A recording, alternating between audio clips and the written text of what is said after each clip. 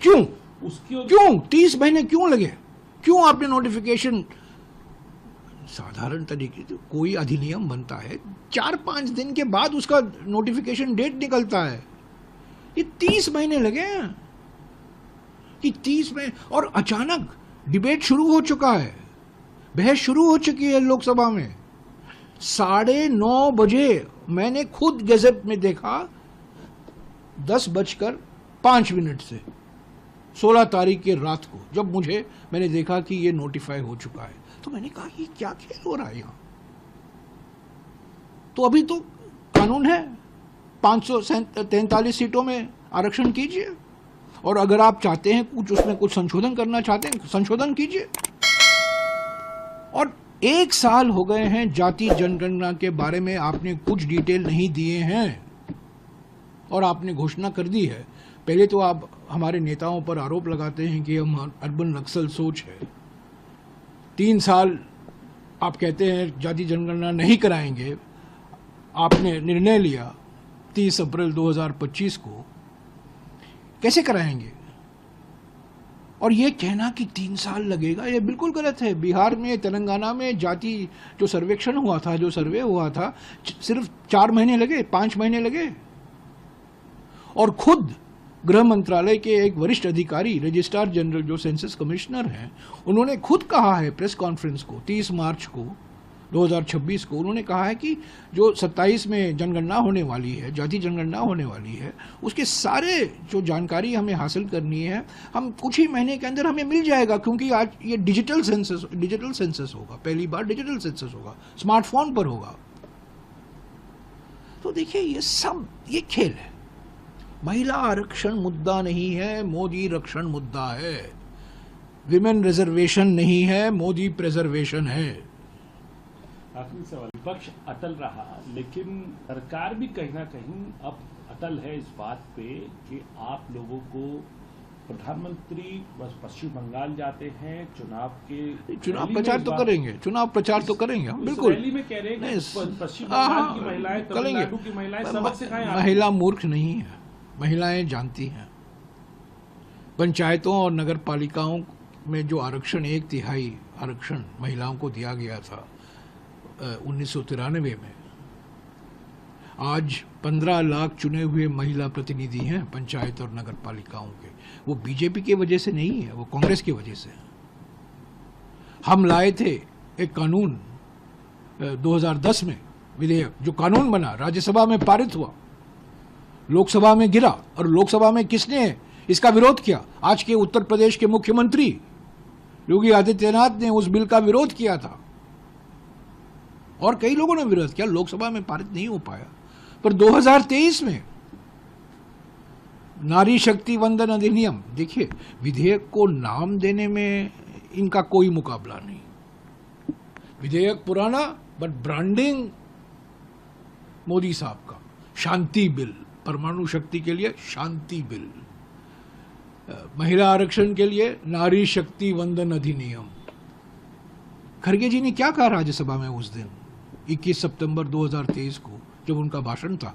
उन्होंने कहा इसको फौरन लागू कीजिए, दलित महिलाओं को आरक्षण मिलना चाहिए, आदिवासी महिलाओं को आरक्षण मिलना चाहिए, ओबीसी महिलाओं को आरक्षण मिलना चाहिए, और 2024 के लोकसभा से इसको लागू करिए। अभी प्रधानमंत्री अचानक 30 महीने बाद उठ रहे हैं। तो हमारी मांग एक ही है, हम महिला आरक्षण कीजिए, 2029 के लोकसभा चुनाव से शुरू कीजिए। दलित महिला, ओबीसी महिला, आदिवासी महिलाओं को भी आप रिजर्वेशन दीजिए। देखिए, ये रिजर्वेशन का मामला नहीं था बीजेपी के लिए, ये प्रिजर्वेशन का था। ये विमेन रिजर्वेशन नहीं, बीजेपी प्रिजर्वेशन। समझ गए हम कैसे हम सत्ता में रहे हैं? क्योंकि जानते हैं ये तो प्रधानमंत्री को तो सिर्फ 240 सीटें मिली थी। ये नीतीश और चंद्रबाबू नायडू की वजह से तो ये प्रधानमंत्री बने। इसीलिए मैंने तो कहा था 2 साल पहले, ये तो 1/3 प्रधानमंत्री हैं, 1/3 प्रधानमंत्री हैं। पूरे प्रधानमंत्री कहाँ हैं? और वो जानते हैं कि अगले लोकसभा में उनको बहुमत मिलने वाला नहीं है। लोग तंग आ चुके हैं, थके हैं, खुद थके हुए दिखते हैं। तो ये BJP preservation, Modi preservation, women reservation नहीं, महिला आरक्षण नहीं, महिला आरक्षण नहीं, मोदी रक्षण।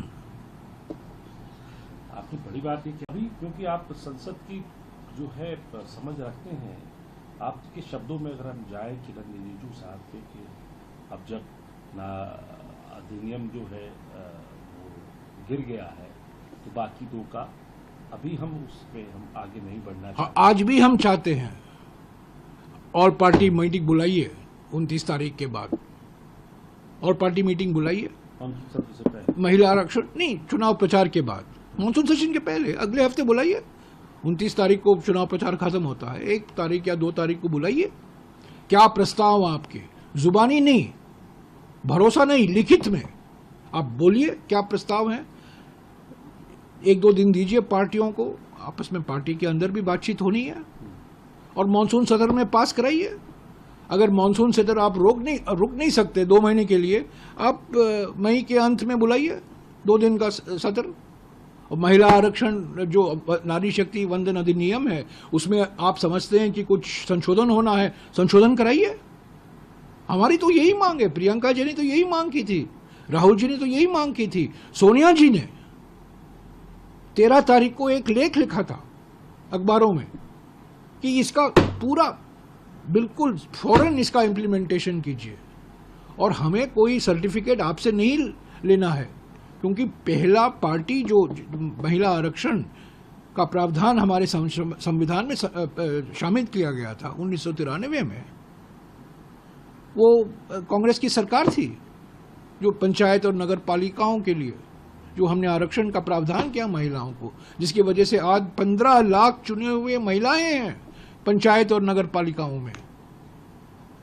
सर एक महत्वपूर्ण बात जो है यहाँ से उठती, ये पता था कि जब संविधान संशोधन आएगा उसके लिए 2/3 बहुमत चाहिए होगा। देखिए, मैं नंबर 7 में, तो आपको क्या लगता है सरकार ने सिर्फ नैरेटिव के लिए था, तो आप लोग सरकार क्या उम्मीद कर रही थी मैं कैसे कह सकता हूं, पर मैं ये जरूर ये कहूंगा कि विपक्ष एकता और विपक्ष एकजुटता अभूतपूर्व रहा, अभूतपूर्व। सारे पार्टियां, Congress, Samajwadi, Trinamool, DMK, CPI, CPM, आम आदमी पार्टी, आरजेडी, एनसीपी, शिवसेना, अब विपक्ष पार्टी का नाम लीजिए, उन्होंने इसका विरोध किया। ये कभी नहीं हुआ है, पहली बार पिछले 12 साल में सारे विपक्ष।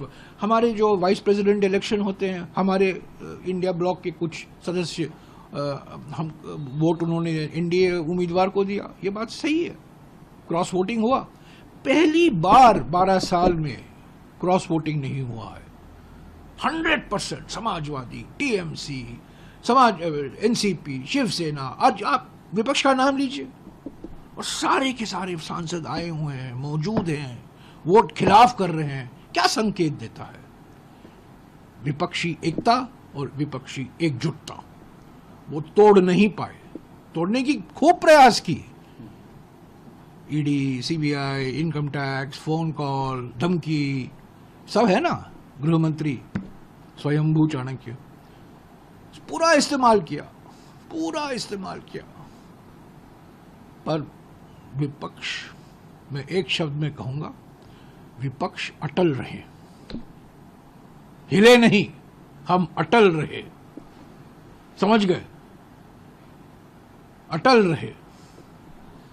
विपक्ष अटल रहा लेकिन नहीं होने दिया, और महिला विरोधी ये दल है। देखिए, मैं साफ कहना चाहता हूं कि 3 दिन का विशेष सत्र जो अचानक बुलाया गया था, इसमें लोकतंत्र की जीत हुई है, संविधान की जीत हुई है,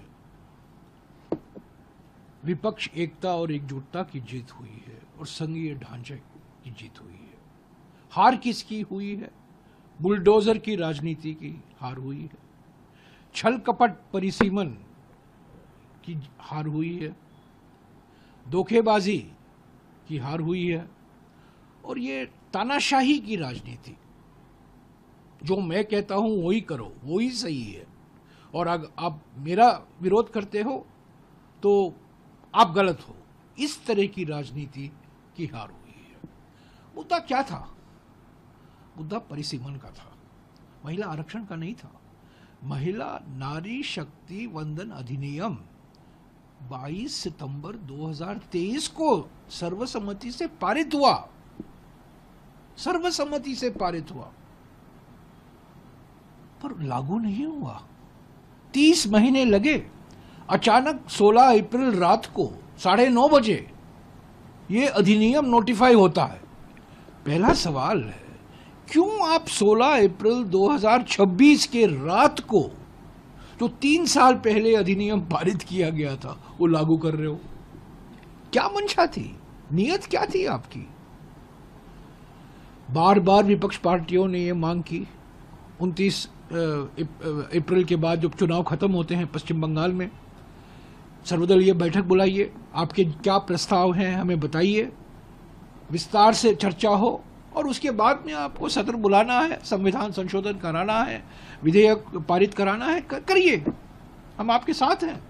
पर एक सर्वदलीय बैठक तो बुलाइए, चुनाव के वक्त नहीं, चुनाव के अभियान के बाद, यानी कि 10 दिन बाद, 2 हफ्ते के बाद। नहीं माना, उसका नजरअंदाज किया गया। क्यों? जल्दबाजी क्यों? चुनाव के प्रचार क्यों? अच्छा, एक और बात, लोकसभा तो 543 है, 543 है, 815 और 35 अलग, और 850 तक लिया जाएगा। जो अनुपात है, जुबानी बात करते हैं गृह मंत्री, जो स्वघोषित चाणक्य हैं, स्वयंभू चाणक्य हैं, वो जुबानी बात करते हैं विपक्ष पार्टियों से कि समानुपातिक तरीके से हर राज्य का जो अनुपात है लोकसभा में वो बढ़ाया जाएगा। कानून में क्यों नहीं है? संविधान संशोधन में क्यों नहीं है? मंशा क्या है आपकी? ये सवाल पूछा गया, क्यों ये कानून में नहीं है, क्यों लिखा नहीं है? तो वो कहते हैं नहीं नहीं, आप 1 घंटा रुक जाइए, मैं लाता हूं। लाते क्या? भरोसा, मुझ पर भरोसा करो। कैसे भरोसा कर सकते हैं ऐसे व्यक्ति से जो जुबानी बोलते हैं, और जो लिखित है, जो विधेयक लोकसभा के सामने है, उसमें कहीं नहीं कहा गया है कि समानुपातिक तरीके से हर राज्य का अनुपात बढ़ाया जाएगा लोकसभा में। यह तो एक आशंका थी ना। तीसरी बात, 4 साल से कांग्रेस पार्टी कह रही थी जाति जनगणना कराइए, जाति गणना कराइए। सुप्रीम कोर्ट में इन्होंने एक पिटीशन दिया कि हम जाति जनगणना के खिलाफ हैं। लोकसभा में जवाब दिया, हम जाति जनगणना के खिलाफ हैं। 28 अप्रैल 2024 को प्रधानमंत्री ने एक टीवी चैनल को इंटरव्यू दिया कि ये जो कांग्रेस नेता जो जाति जनगणना की मांग कर रहे हैं, उनकी सोच अर्बन नक्सल की सोच है। पर 30 अप्रैल 2025 यानी कि पहलगाम आतंकवादी हमले के ठीक 8 दिन बाद जाति जनगणना हम कराएंगे, प्रधानमंत्री घोषित करते हैं। 1 साल हो गया, किस तरीके से कराएंगे, कब कराएंगे, कैसे कराएंगे कि कोई जानकारी नहीं, कोई विचार विमर्श नहीं। तो ये जाति जनगणना से भागना चाहते हैं।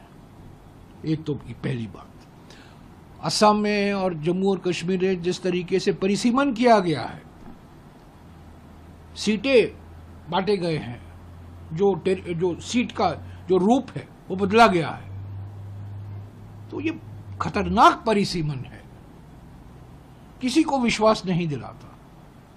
तो ये सब विधेयक में शामिल है। और जो संविधान संशोधन कर रहे हैं उसमें कहीं नहीं कहा गया है कि समानुपातिक तरीके से हर राज्य का जो अनुपात है लोकसभा में वो बढ़ाया जाएगा। गृह मंत्री तो बोलते हैं, प्रधानमंत्री बोलते हैं, पर कहाँ लिखा है? मसौदे में कहाँ है? जो बिल है उस कहाँ है वो? और कास्ट सेंसस के जो डिटेल हैं आप देते क्यों नहीं है? कास्ट सेंसस जाति जनगणना से भागते क्यों हैं आप? तो देखिए, ये सब नैरेटिव बनाने की कोशिश हो रही है। बड़े गंभीर समस्याएं हैं हमारे देश के सामने, कूटनीतिक समस्याएं हैं, आर्थिक समस्याएं हैं। अचानक आप 3 दिन का सत्र बुलाते हैं चुनाव प्रचार के वक्त। अभी 2 महीने के अंदर एक मानसून का सत्र आ रहा है, उसमें विचार विमर्श हो, बहस कराइए। और देखिए, ये जो 3 विधेयक हैं और ये संविधान संशोधन विधेयक है, 14 अप्रैल रात को हमें मिलता है, यानी कि सत्र शुरू होने वाला है 16 तारीख को, और 14 तारीख रात को ये 3 विधेयक हमें मिलते हैं। ये बाबा साहब अंबेडकर का अपमान है। 14 दिन बर्थ एनिवर्सरी था उनका, जन्मदिन हम मना रहे थे उनका संविधान सभा में, संविधान सदन में, जो कॉन्स्टिट्यूएंट जो सेंट्रल हॉल है। और उसी दिन रात को मैं बार बार पूछता रहा, कब मिलेगा, कब मिलेगा, कब मिलेगा, मिलेगा मिलेगा मिलेगा मिलेगा। 14 रात को मिलता है और सत्र शुरू होता है 16 तारीख को। इतने महत्वपूर्ण, जिसका असर दूरगामी होगा, 3 विधेयक हमें 24 घंटे पहले मिलता है, बस एक दिन पहले मिलता है।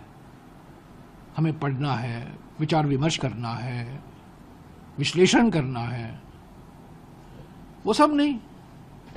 तो ये देखिए, ये गलत है। इनकी मंशा सही नहीं थी, टेढ़ी थी मंशा, खतरनाक थी इनका मकसद, परिसीमन का मकसद।